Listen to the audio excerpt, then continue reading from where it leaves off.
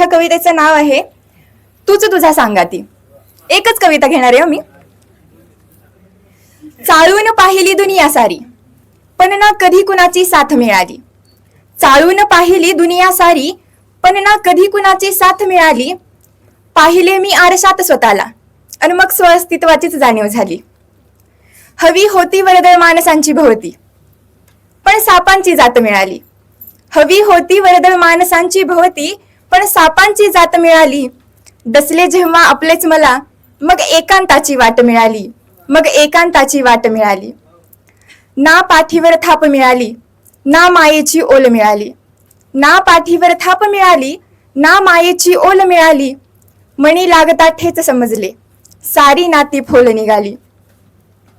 झगमगणाऱ्या नव्हत्याच वाटा आणि दिशाही आता अंधुक झाली. झगमगणाऱ्या नव्हत्याच वाटा आणि दिशाही आता अंधुक झाली. मग मीच पकडला हात स्वतःचा. मग मीच पकडला हात स्वतःचा कारण माझी सावली ही बेईमान निघाली. मग आपली सावली सुद्धा आपल्यासोबत दगा करू शकते, अंधारात साथ देत नाही, तर ही नाती गोती आपली माणसं याच्यावरती विश्वास ठेवण्यात काही अर्थ आहे का? तर काय करायचं अशा वेळी? आपणच आपला आधार बनायचं. मग ते कसं?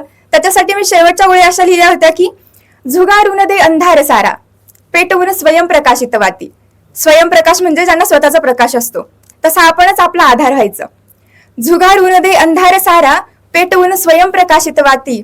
नको मागूस आधाराची भीक माणसा. नको मागूस आधाराची भीक माणसा कारण इथे केवळ तूच तुझा सांगाती. केवळ तूच तुझा सांगाती. थँक्यू.